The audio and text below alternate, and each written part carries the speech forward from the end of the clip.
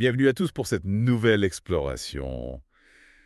On va plonger aujourd'hui dans l'univers de l'Ultra Trail du Mont Blanc. UTMB pour les intimes. Oui, voilà, c'est ça, UTMB. Tout le monde connaît cette course mythique qui attire des coureurs du monde entier, Ah, c'est clair. défier les Alpes. Bah, Bon, aujourd'hui, on va pas parler performance, on va plutôt s'intéresser à l'évolution de l'événement Exactement. sur ces 20 dernières années. On a décortiqué une analyse sociologique Ah oui. vraiment passionnante. L'UTMB, c'est bien plus qu'une simple course. Oui. Oui, C'est un vrai phénomène de société. c'est ça. Et c'est ce qui rend son analyse aussi intéressante. Tout à fait. Alors, pour commencer, on va essayer de se projeter. Imaginez l'UTMB à ses débuts, D'accord. début des années 2000, loin des paillettes des sponsors d'aujourd'hui. Ouais. Premières éditions. C'était presque artisanal, hein. Oui, oui. Budget limité, conditions parfois extrêmes, Oui.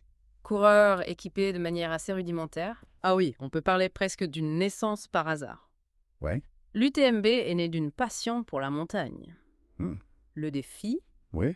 sans forcément anticiper le succès planétaire qu'il allait rencontrer. Et pourtant, en quelques années, l'UTMB et le trail running en général Oui. ont connu une croissance fulgurante, Incroyable. une explosion du nombre de participants, Ah oui, des millions de coureurs à travers le monde. absolument. Et l'UTMB s'est imposé comme une course mythique, Ouais. une sorte de saint graal pour les amateurs d'ultra trail.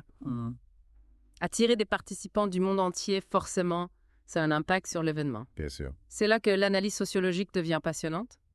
Et justement, l'article qu'on va décortiquer ensemble Oui. met en lumière 3 grands changements. On pourrait dire 3 dérives qui ont accompagné cette évolution. Oui, on peut parler de dérive ou du moins de transformation profonde Ouais. qui soulève des questions essentielles sur l'avenir de l'UTMB. Alors, on commence par la première, la dérive, disons l'évolution marchande. D'accord. En 2021, il y a eu un tournant majeur avec la création de l'UTMB Group Oui. et l'arrivée d'Ironman dans la gouvernance. Ce qui a incontestablement accéléré la commercialisation de l'événement. L'article met en avant plusieurs points. Oui. L'augmentation des frais d'inscription, Ouais. qui dépasse allègrement les 400 € pour l'édition 2024. Ah oui. Le développement d'un salon de l'ultra-trail de plus en plus extravagant. Eh bien- Et bien sûr, les critiques concernant la répartition inégale des bénéfices générés par l'événement. Sans oublier l'introduction de problèmes pour les vainqueurs, la vente des droits à l'image. On est loin de l'esprit des pionniers. C'est vrai, c'est une critique récurrente de la part des puristes du trail running. Passons maintenant à la deuxième transformation majeure, l'impact environnemental.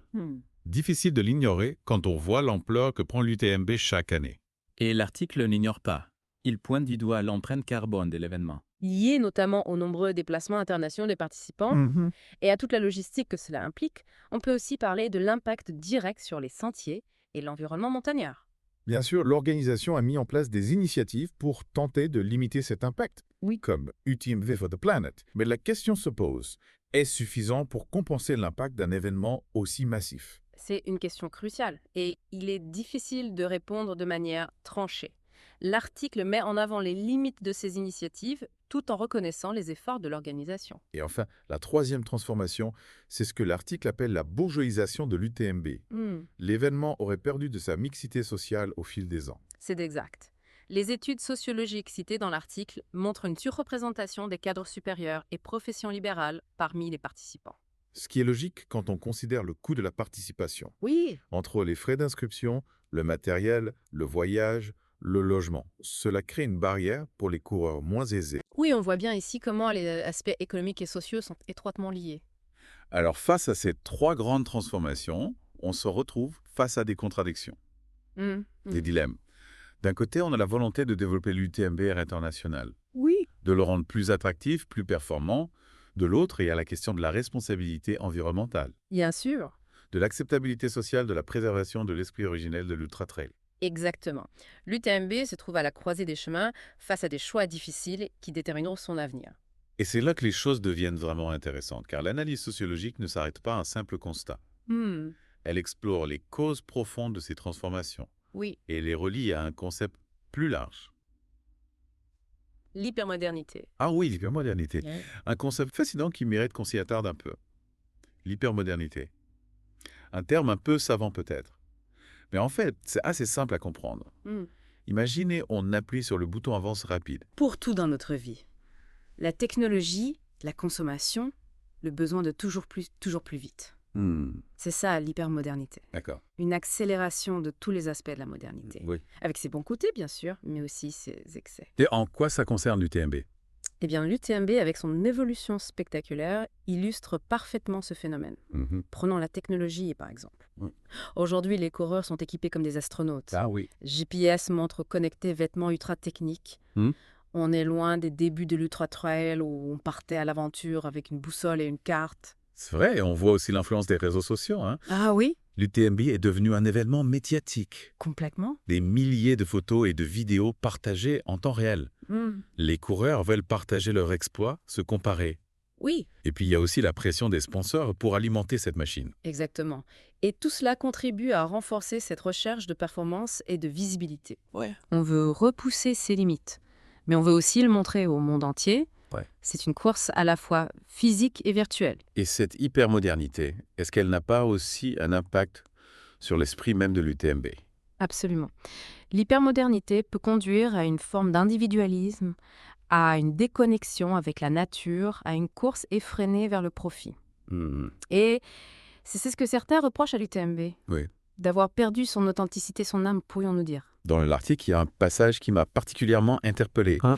L'auteur cite une étude sociologique qui montre que la proportion de participants issus de catégories socio-professionnelles élevées a considérablement augmenté ces dernières années. Oui, c'est un point crucial.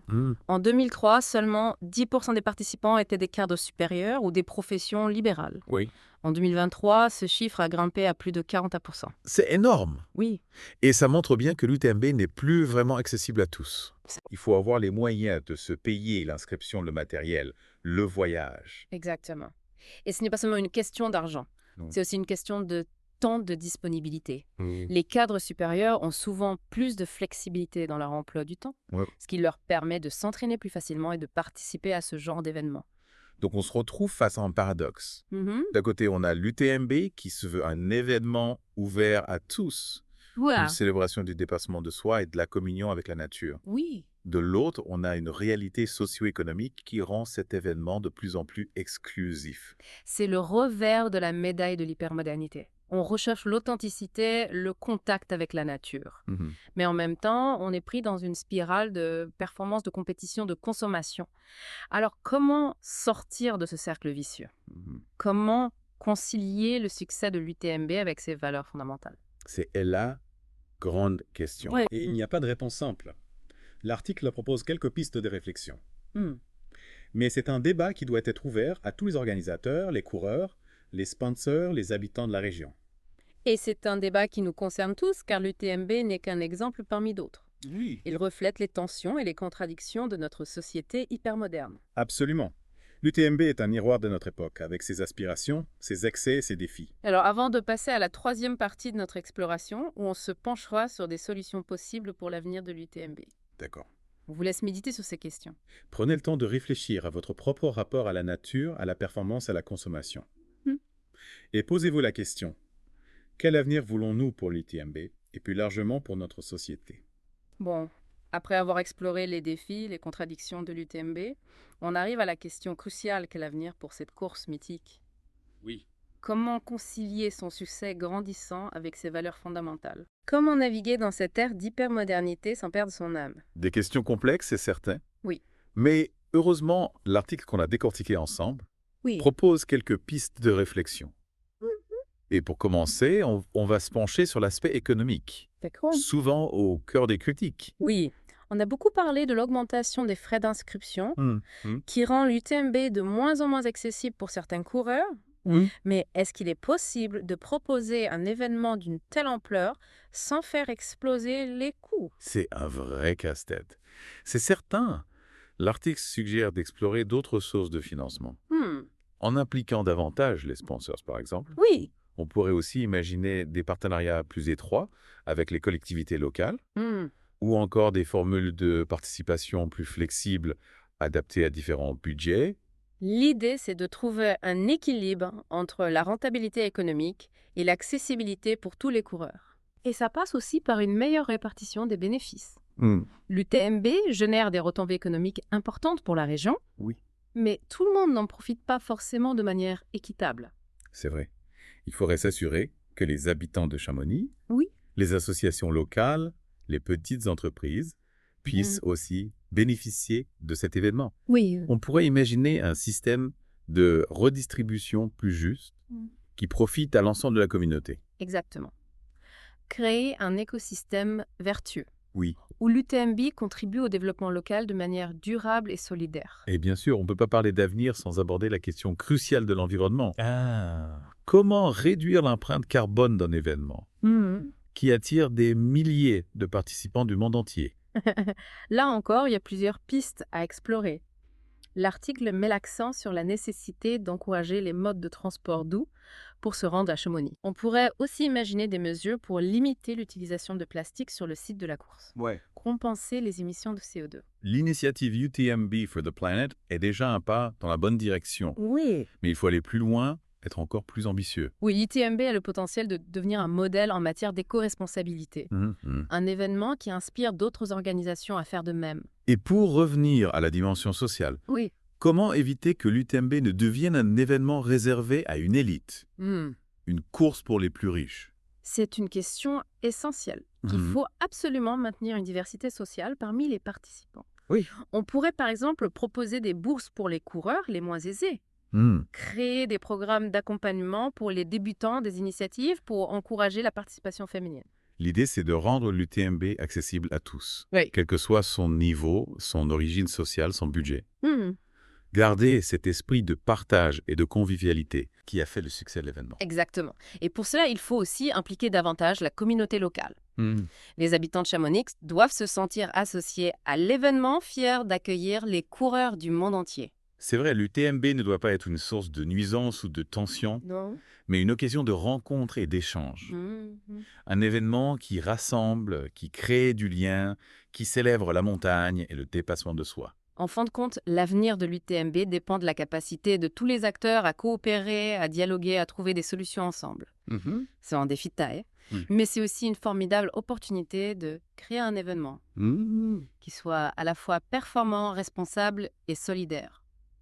Et c'est sur cette note d'espoir qu'on va conclure notre plongée dans l'univers de l'UTMB. On espère que ce deep dive vous aura donné matière à réflexion.